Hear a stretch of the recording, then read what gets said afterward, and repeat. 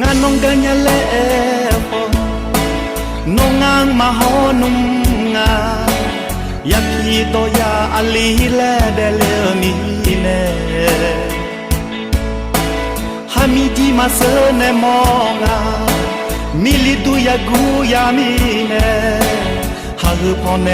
จาลูชอฮามีเน่โชอาลิคิสยาโชอาทงพูนาเบอากาคอนีโนอิงา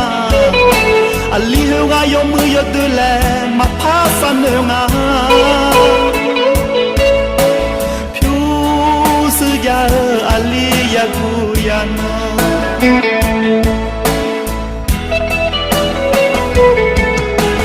นาโชชายาเลเดเลเฮมียอดึมาแล้วที่กาลองาโนญานึเบโนมาเอคงาชิญาลูมาอากายเลยอคอยยออบูมีดาพิชิกามีดาวโน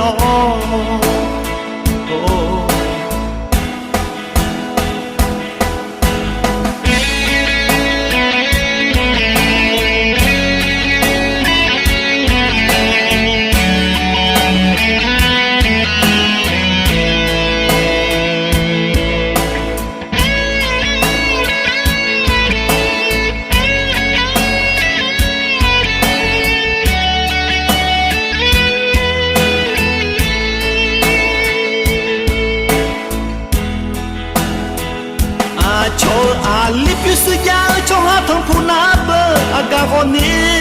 โนอิงาอลีเฮวายมือยดูแลมาพาสันเนงาผิวสยาอลียากูยานา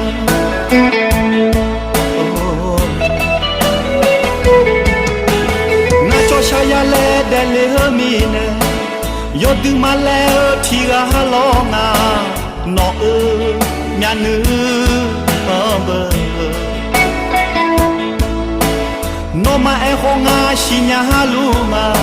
อากายเลยอคอยยออบูมีดาคิชิกามีดาวโน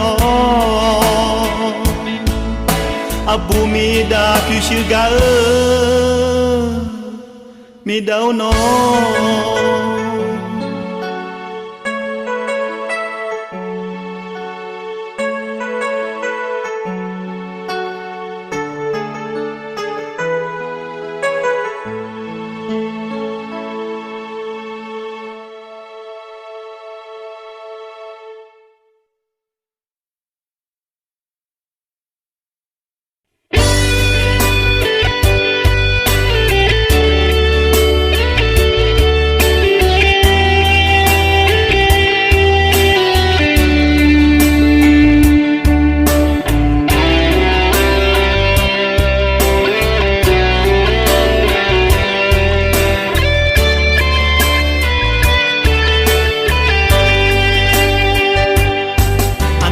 ยา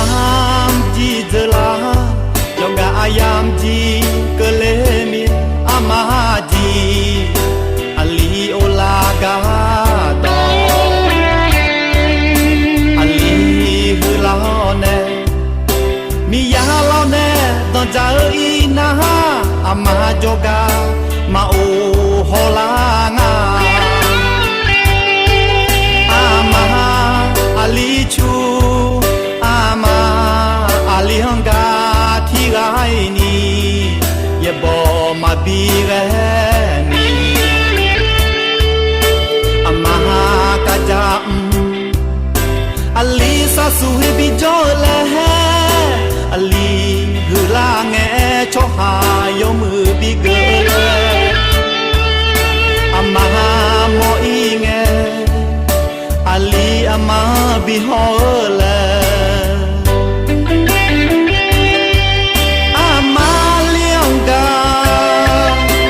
มาจกาโอโมเล่าเลแต่คนนี้มาโอลางา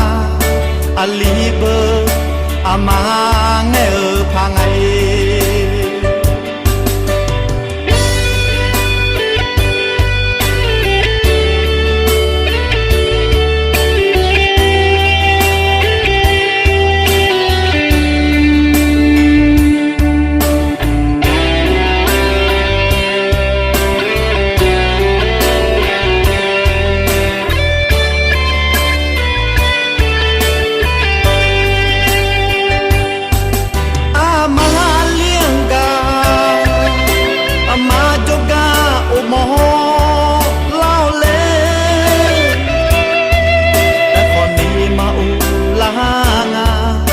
อาลีเบอร์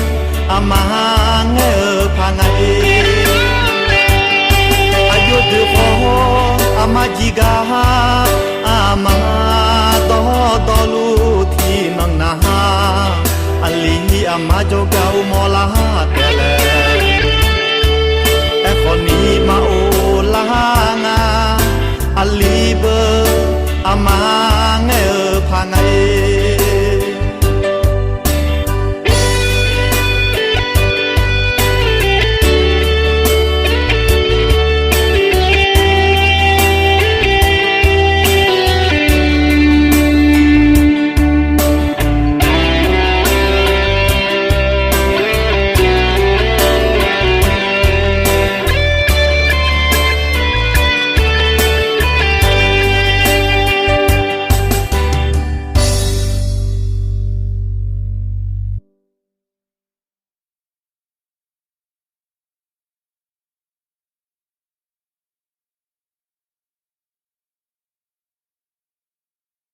วันนี้มาทำอัลบั้มชุดกลับแผ่นดินนะฮะมาเข้าห้องอัดอัมโพสตูดิโอ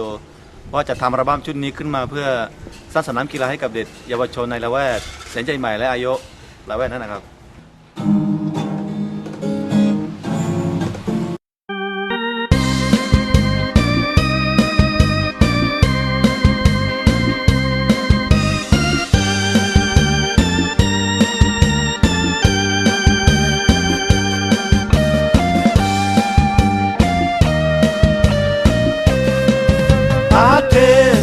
คายังกามิเนเนื้อเจียวเนอบอตอสามาเนอาคาราตูมัวเนอาชอลวบิเดมือลาเลอายอจือแย่เนคอยมานานีอาเทอาคายังกาคนนี้อาคายาอาคามาเลมันดูขอโจมีเนยอดเดิมลาเย่พอจะลาแม่เมื่อเสลาเดนน้องเทอ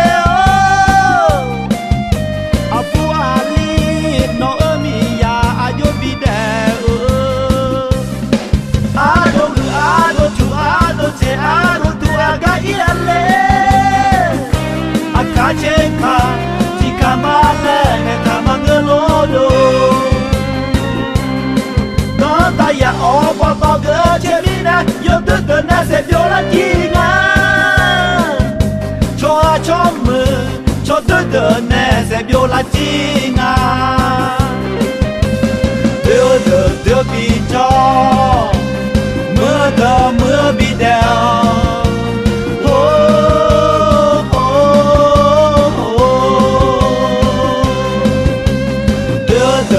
bị cho mưa bị đeo mi cha thằng ho bị cô la phải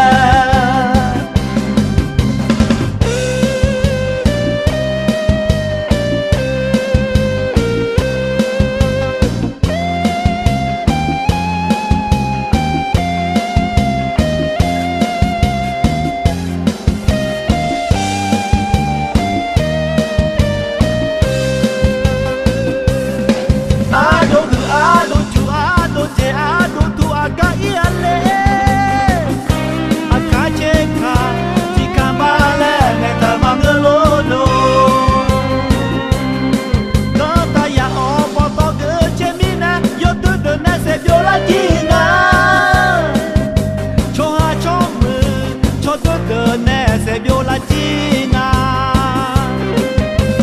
đưa bị cho mưa bị đèo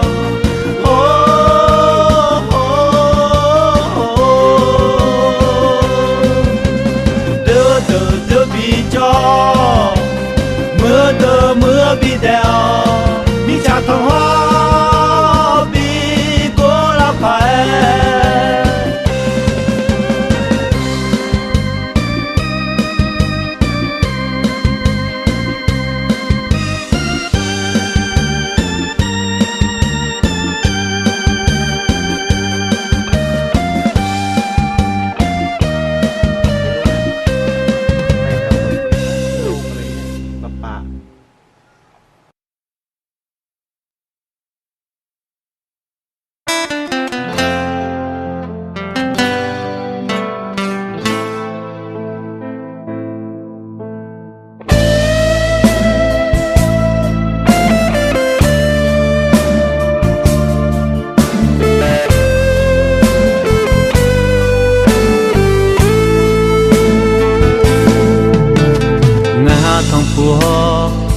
mò liêu thơ mi nè lê la nhà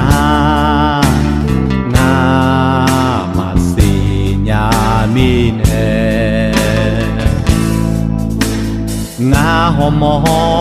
tiêu liêu dê nga nè lê la ya lê nè bi ma i nong nga xì nhà la nong nắng thong phù lao mà mưa che ngàn em mưa vì nhà lá nghe nông nó lu mưa cho ha mà pha gió ngàฉันเพลิดเพลินและหลงไหลเลยพลาดพลั้งมาเพราะฉันนั่งไม่เข้าใจฉันมองเห็นความเป็นไป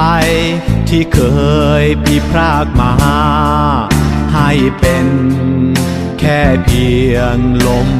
ผ่านแต่ตอนนี้ฉันเรียนรู้ฉันสักสมความบอบช้ำที่ฉันนั่งพบเจอในวันนี้ฉันเข้าใจไม่มีใครดีเท่าเธอ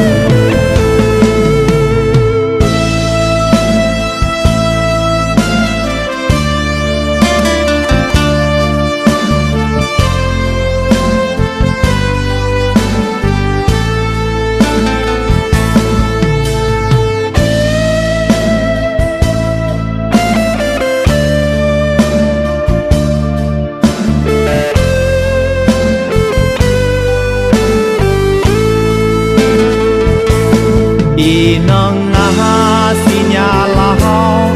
nong nắng thong phù lao mà mưa che ngàn em mưa xì nhà lá nghe nong nó lu mưa cho ha mà pha gió ngàฉันเพลิดเพลินและหลงไหลเลยพลาดพลั้งมาเพราะฉันนั่งไม่เข้าใจฉันมองเห็นความเป็นไปที่เคยผิดพลาดมา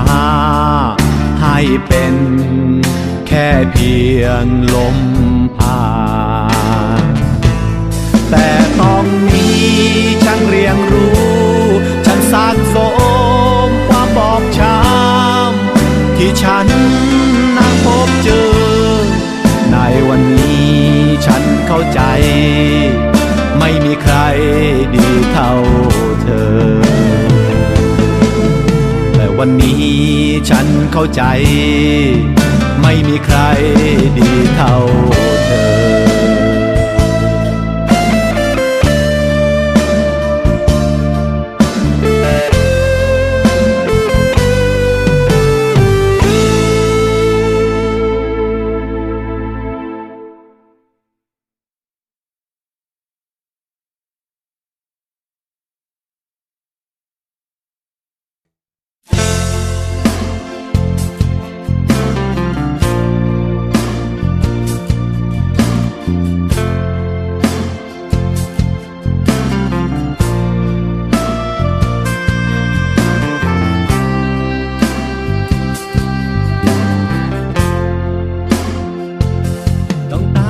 จอยอจอนาอาคาปูยอผู้นาวพระเจ้าอยู่หัวแน่มาชันเตือมาพายาแม่ดังตาอาคายังจอแนวแน่อาชอลูแฮบีแดมือลาแลอาปือบิดแน่ชอกายามเลงแงบีตุมลุมแลอายายากินเย็นแน่อันยมในชันแนวจะเกิดลาแงบีจะเกิดแลอาชองมาบีสาโตที่พาอาคายาบีแดเปลาแลสมเด็จพระราชินีอาโบแม่แน่ลาแม่โรงเรียนจนแนวแน่อย่าสีชกกันดีจอญาแลอาคายาอาชอแน่มาบีฮอดเธอแลอาชอแม่นังบีแทมีเลือแลตั้งตาอาคายาโอเลอยากที่อยาเฮามาตอนนี้มือแจจังคาเบอพระเจ้าอยู่พอเดือดงาอยากที่อยาเฮามาตอนนี้ยอมแพ้ตามแม่คาเบอ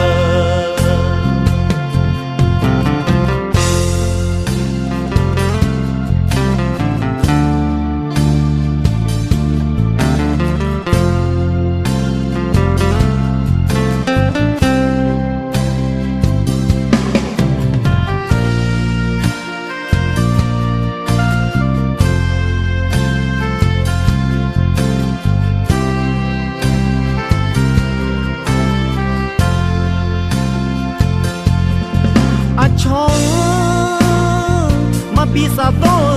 ที่พาอาคายาบีแดเปลาแลสมเด็จพระราชินีอาโบแม่แน่ลาแม่โรงเรียนจนแนวแน่อย่าสีชกกันดีจอญาแลอาคายาอาชอแน่มาบีฮอดเธอแลอาชอแม่นังบีแทมีเลือแลตั้งตาอาคายาโอเลอยากที่อยาเฮามาตอนนี้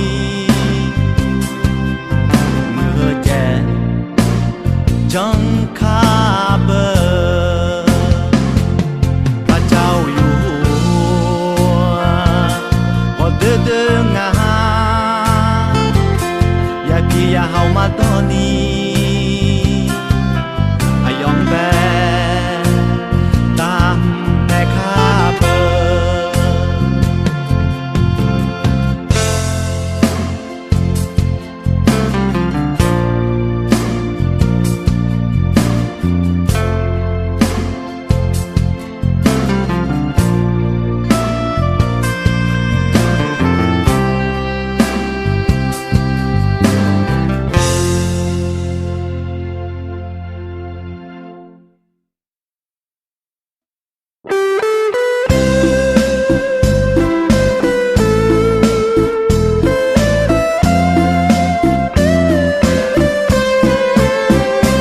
เป็นลูกเคยสาวมหาลัยราชภัฏแต่ขอออกตัวบอกก่อนนะ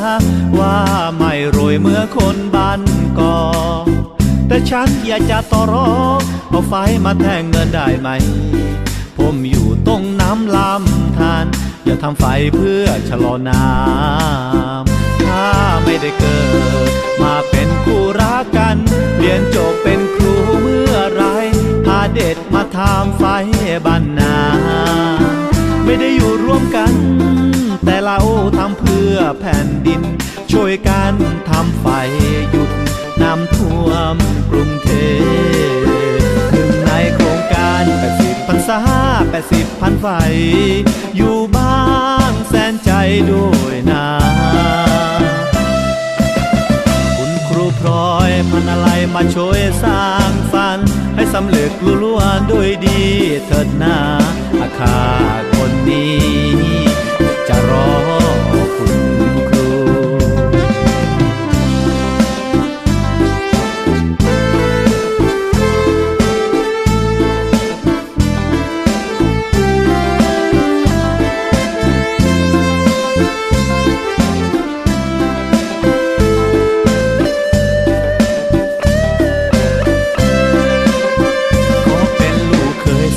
มหาลัยราชภัฏแต่ขอออกตัวบอกก่อนนะว่าไม่รวยเมื่อคนบ้านก่อแต่ฉันอยากจะต่อรองเอาไฟมาแทงเงินได้ไหมผมอยู่ตรงน้ำลำธารอย่าทำไฟเพื่อชะลอน้ำถ้าไม่ได้เกิดมาเป็นคู่รักกันเรียนจบเป็นครูเมื่อไรพาเด็ดมาทำไฟบ้านนาไม่ได้อยู่ร่วมกันแต่เราทำเพื่อแผ่นดินช่วยกันทำไฟหยุดน้ำท่วมกรุงเทพหนึ่งในโครงการ80 พรรษา80 พันไฟอยู่บ้างแสนใจด้วยนะคุณครูพลอยพันอะไรมาช่วยสร้างฝันให้สำเร็จลุล่วงด้วยดีเถิดนาอาคาคนนี้จะรอคุณครูอาคาคนนี้จะรอคุณครู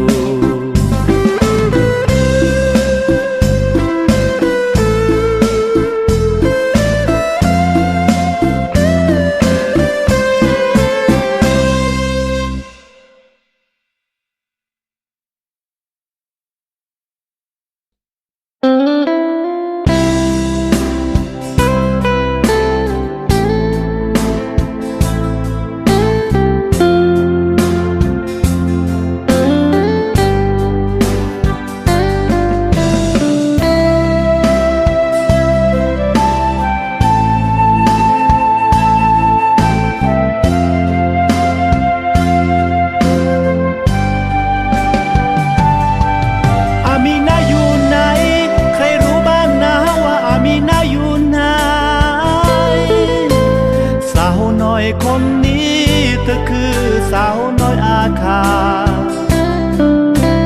เป็นตัวแทนบ้างเล็กในป่าใหญ่ลงไปศึกษาเพื่อจะให้กลับมาพัฒนาบ้านดอยแต่วันนี้อามีนาหายไปไม่ยอมกลับมาบ้านหรือว่าอามีนาเรียงไม่จบถ้าเลี้ยงไม่จบทำไมไม่โทรหาปล่อยให้พี่รอเดียวได้หรือว่าหลงแสงสีกลับมาไม่ได้หรือว่าหลงรักเขาจึงลืมเรื่องราวที่เคยสัญญาเธอจำได้ไหมเมื่อครั้งเธอกับฉันกลับเท้าพ่อฟ้าหลวงพ่อเคยสอนจำได้ไหมพ่อให้เรารู้พอเพียงและพึ่งตัวเอง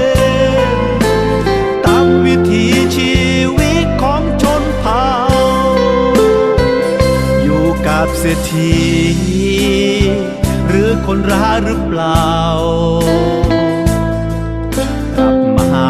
บ้านเราเถิดนายินดีต้อนรับบ้านเล็กในป่าใหญ่ให้เธอกลับมาพัฒนาให้เธอกลับมาพัฒนาบ้านเล็กในป่าใหญ่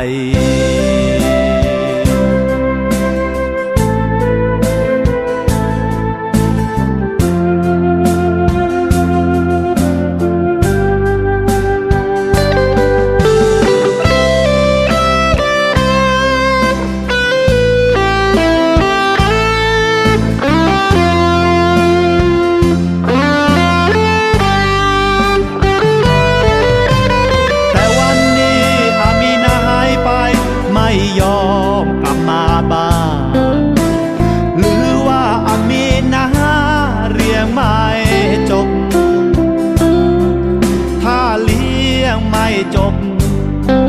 ทำไมไม่โทรหาปล่อยให้พี่รอเดียวได้หรือว่าหลงแสนสีกลับมาไม่ได้หรือว่าหลงรักเขาจึงลืมเรื่องราวที่เคยสัญญาเธอจำได้ไหมเมื่อครั้งเธอกับฉันกลับเท้าพ่อฟ้าลวนพ่อเคยสอนจำได้ไหมพ่อให้เรารู้พอเพียงและพึ่งตัวเองตามวิถีชีวิตของชนเผ่าอยู่กับเศรษฐีหรือคนร้ายหรือเปล่ากลับมาบ้านเราเถิดนายินดีต้อนรับบ้านเล็กในป่าใหญ่ให้เธอกลับมาพัฒนาให้เธอกลับมาพัฒนา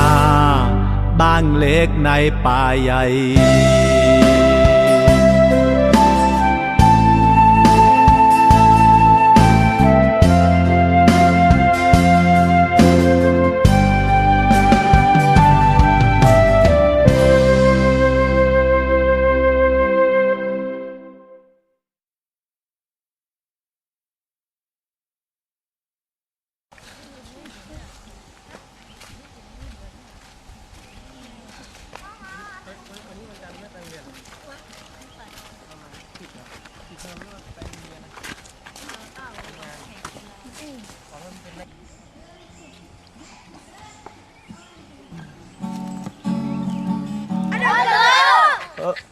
เอ้ย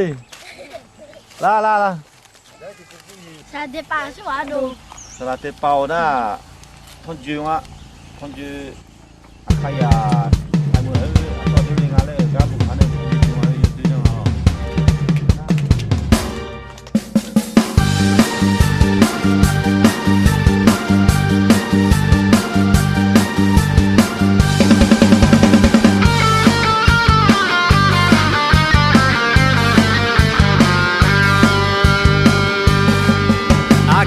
อพยพมาจากประเทศจีนตอนใต้มณฑลอยู่นานเดินผ่านประเทศพม่าจะเขตแคว้นเชียงตุงเข้าสู่ประเทศไทยมาตั้งหลักปักทางอยู่ได้ไม่ถึงปีหน้ามองโดยแห่งนี้ถึงสะสมสลัดเตเป่าปูตีวีเข้าถล่มทันที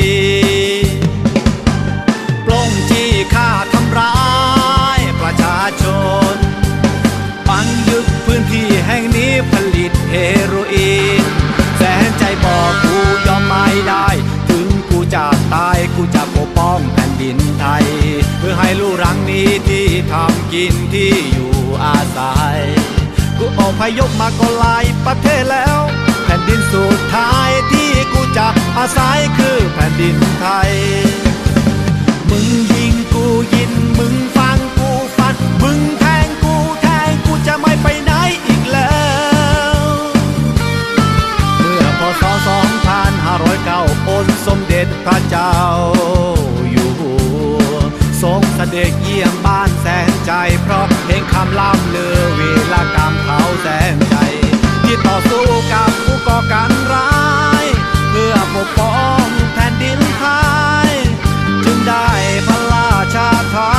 นยกในลอยให้เป็นผู้ก่อแสนใจทำดีได้ดีผู้ก่อแสนใจ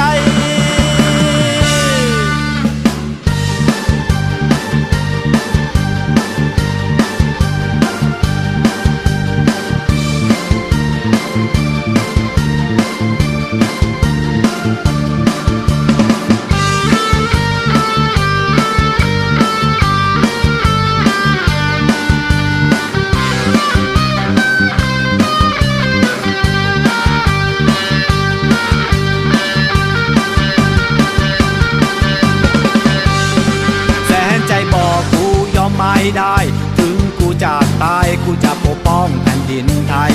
เพื่อให้ลูกหลังนี้ที่ทำกินที่อยู่อาศัยกูอพยพมาก็หลายประเทศแล้วแผ่นดินสุดท้ายที่กูจะอาศัยคือแผ่นดินไทยมึงยิงกูยิงมึงฟังกูฟันมึงแทงกูจะไม่ไปไหนอีกแล้วเมื่อพศ2509องค์สมเด็จพระเจ้าอยู่หัวทรงเสด็จเยี่ยมบ้านแสนใจเพราะเพลงคำล่ำลือวีรกรรมเขาแสนใจที่ต่อสู้กับผู้ก่อการร้ายเพื่อปกป้องแผ่นดินไทยจึงได้พระราชทานยกให้ลอยให้เป็นผู้ก่อแสนใจทำดีได้ดีผู้ก่อแสนใจให้เป็นผู้ก่อแสนใจทำดีได้ดีผู้ก่อแสนใจ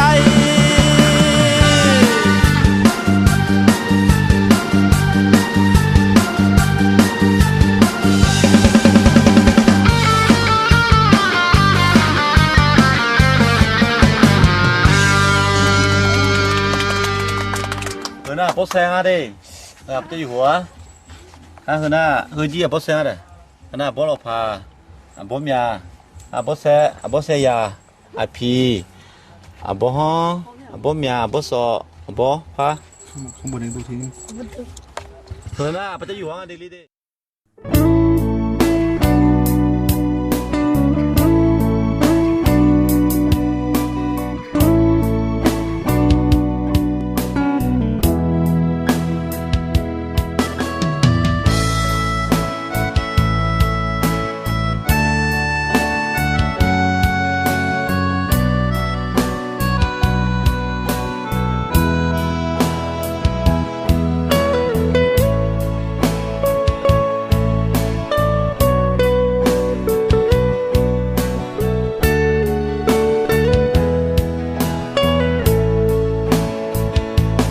ย่อภูเขา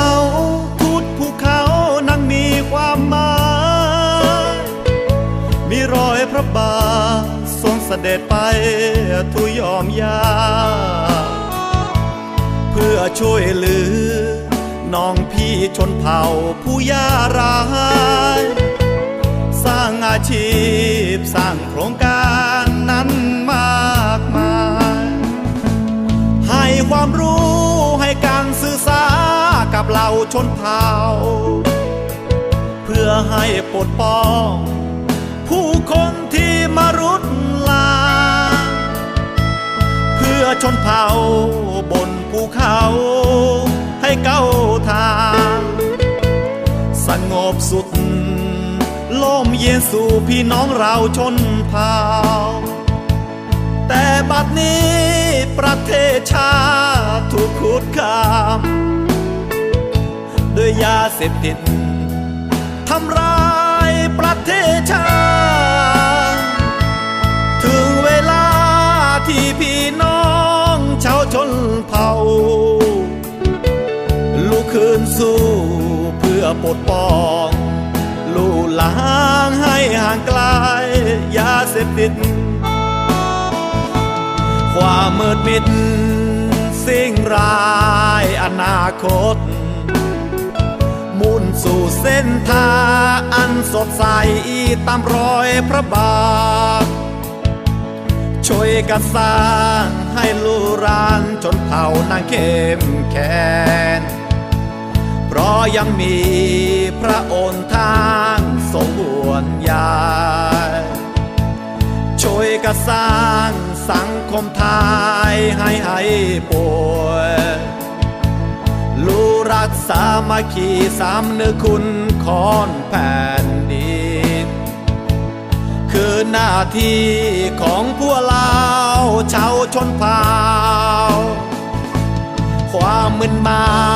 มาครอบงำประเทศชาติเหล่าบรรดาพี่น้องชนเผ่าผู้ล้นผิดจนกลับใจสู่เส้นทางแสนสว่างเพื่อถวายความภักดีทดแทนคุณของแผ่นดิน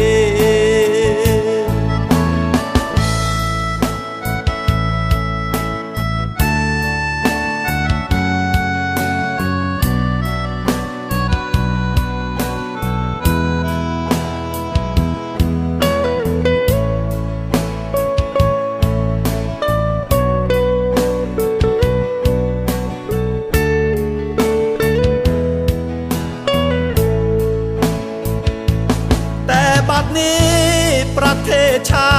ติถูกคุกคามด้วยยาเสพติดทำร้ายประเทศชาติถึงเวลาที่พี่น้องชาวชนเผ่าลุกขึ้นสู้เพื่อปลดป้องลูกหลางให้ห่างไกลยาเสพติดความมืดมิดสิ่งร้ายอนาคตมุ่นสู่เส้นทางอันสดใสตามรอยพระบาทช่วยกันสร้างให้ลูกหลานชนเผ่านางเข้มแข็งเพราะยังมีพระองค์ทางทรงห่วงใยช่วยกันสร้างสังคมไทยให้ป่วยลูรักสามัคคีสามนึกคุณของแผ่นดินคือหน้าที่ของพวกเราชาวชนเผ่าความมึนเมามาครอบงำประเทศชาติเหล่าบรรดาพี่น้องชนเผ่าผู้ล้นผิดจนกลับใจสู่เส้นทางแสนสว่างเพื่อถวายความภักดีทดแทนคุณของแผ่นดิน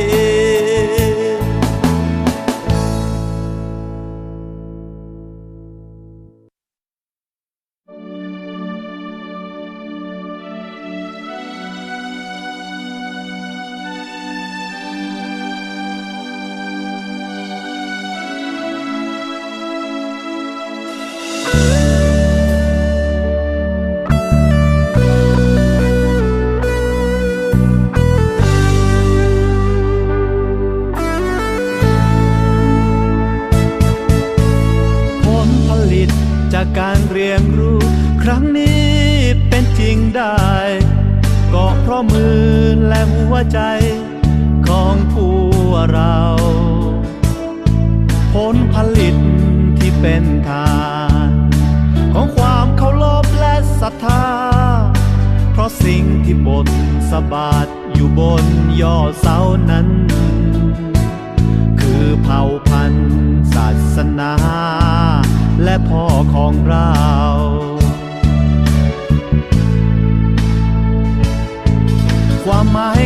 การกลับแผ่นดิน คือการที่ผมได้กลับลอยเท้าของพ่อฟ้าหลวงผู้เป็นที่ราสุนสุดของชนเผ่าอาคาผู้เป็นเบ้าล้อมจิตวิญญาณเพราะคำของพ่อที่สอนให้พึงตรงเอ็นพอเพียรตามวิธีของตนครั้งที่พระองค์เสด็จมานับพึงที่แห่งนี้เมื่อ30 ปีก่อนรอยพระบาทมีป่าแสงโสยมีดาวจันทรา มีป่าไม้มีฝ่ายฉลองน้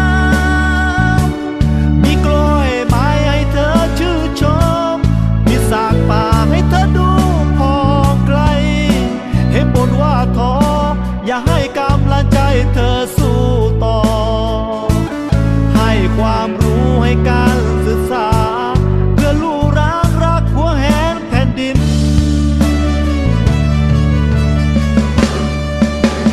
เธอโชคดีกว่าฉันเคยถามตัวเองบ้านไหมวุฒิการศึกษาปริญญาโทครอบครัวก็ดีพร้อมเธอกราบเท้าถวายพระพรจุดธูปเทียนรัฐสภาถวายจงรักภักดีต่อองค์สมเด็จพระเจ้าอยู่หัว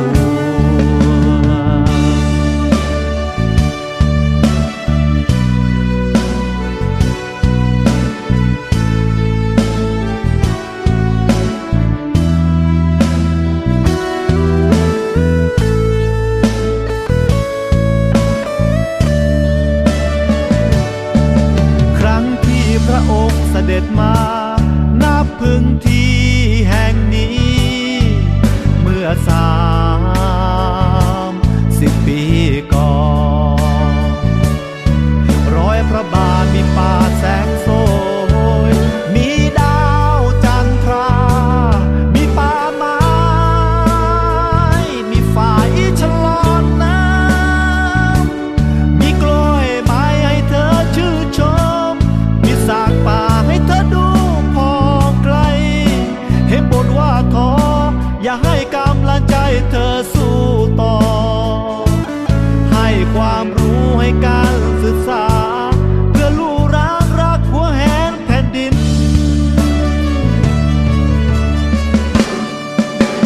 เธอโชคดีกว่าฉันเคยถามตัวเองบ้านไหมวุฒิการศึกษาปริญญาโทครอบครัวก็ดีพร้อมเธอกราบเท้าถวายพระพรจุดธูปเทียนรัฐสภาถวายจงรักภักดีต่อองค์สมเด็จพระเจ้า